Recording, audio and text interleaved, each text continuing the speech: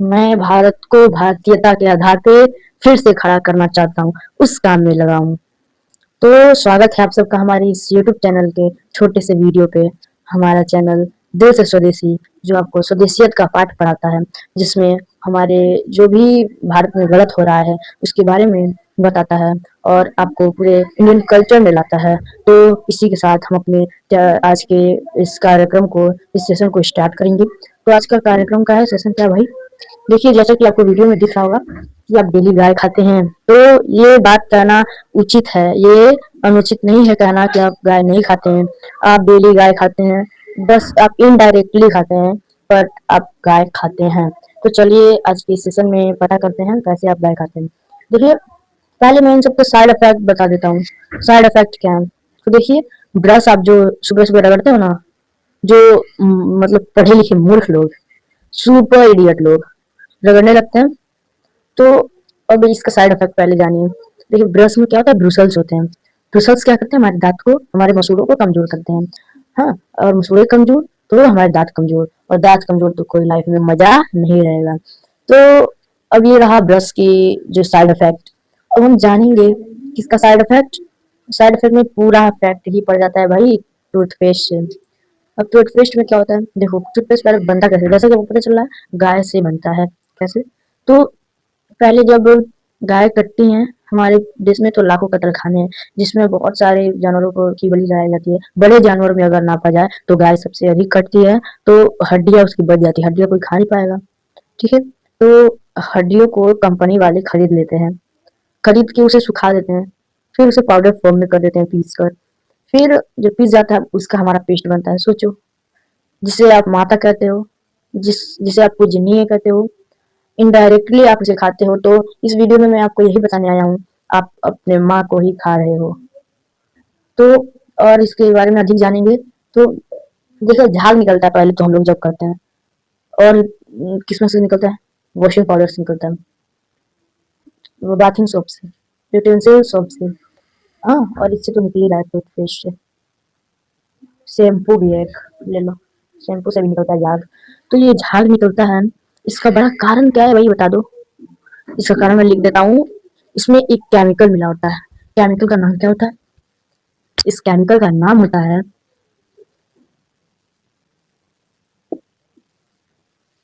Sodium lauryl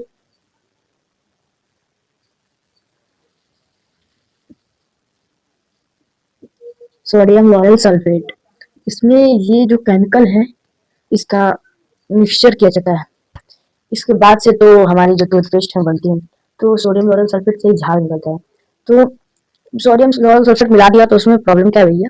chemical तो हर एक चीज में है, लेकिन दिस इज, देखो अगर आप अंग्रेजों के से महान डिक्शनरी में अगर फाइंड आउट करोगे कि सोडियम लॉरेल सल्फेट किस प्रकार का केमिकल है, तो आपको पता चलेगा दिस इज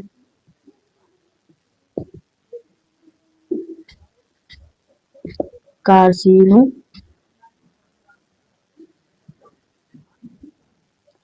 कार्सिनोजेनिक।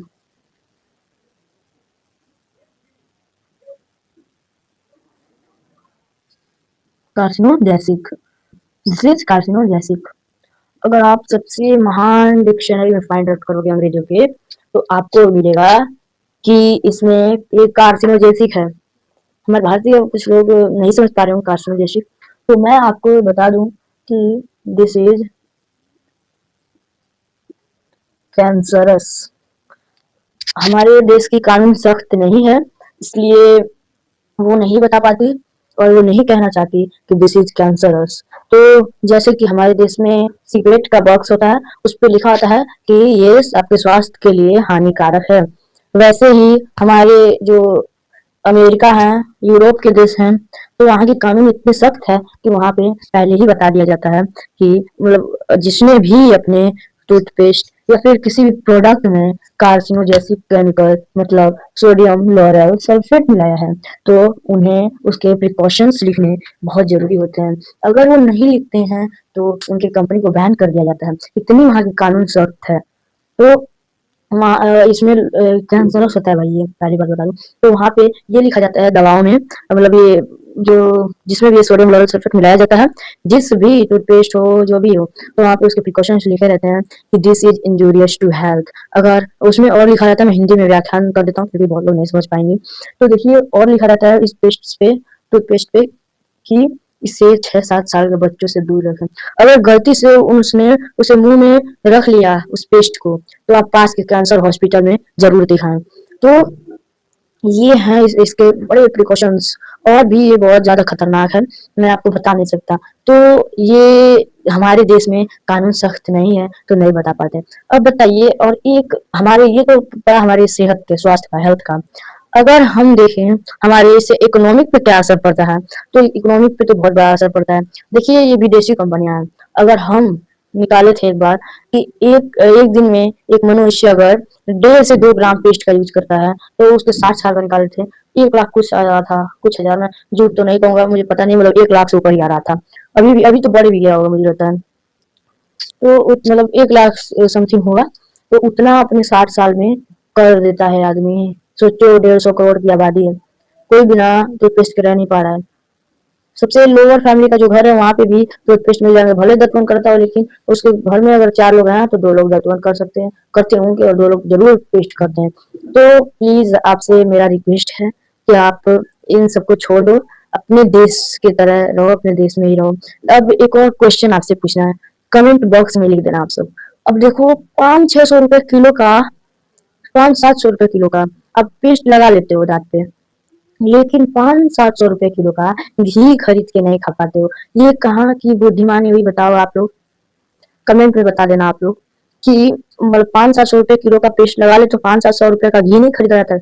कहते हैं सब की पैसा नहीं है गरीबी है, देखिए तो पेस्ट क्यों लगाते हो, और पेस्ट लगाते हो तो उसे थूक क्यों देते हो भाई, उसे लेके रोटी में लगा के खाया करो ना पेस्ट को। 500-700 रुपए किलो है, और घी है 500-700 रुपए किलो, वो खा नहीं सकते। तो अब बताए, अब आप लोग पूछेंगे क्या अब हम सब कोई इलाज है, कोई उपाय है कि हम लोग इन केमिकल्स के इस टूथपेस्ट से बच सकें? तो बिल्कुल है आप सबके यहाँ। देखिए मैं शहर और गांव का भी बताऊंगा, पहले मैं गांव का बताता हूँ। गांव में दातुन है, नीम के दातुन, या फिर किसी भी चीज के दातुन अच्छे, आप दातुन कर सकते हो। दातुन अवेलेबल होते हैं गांव में। शहर में देखो तो हर एक रेलवे स्टेशन पे 50 पैसे, 1 रुपए, 50 पैसे का 1, 1 रुपए का दो, 2 रुपए का 4, ऐसे मिल जाएगा आपको दातुन। तो वो दातुन नहीं खरीद पाते आप, पेस्ट खरीद लेते इतने महंगे। देखो कहोगे कि आसपास जल्दी मिलता नहीं है, जब आप सभी मिल के डिमांड करोगे इस चीज की, तो लोग तो ऐसे ही हमारे देश के काम के लिए खुद ही मतलब बेरोजगार हैं, घूम रहे हैं, तो उनको भी रोजगार मिल जाएगा। इससे हमारे देश का इकोनॉमी और ऊपर जाएगा, हमारे ही देश का फायदा है। और क्या सोल्यूशन है?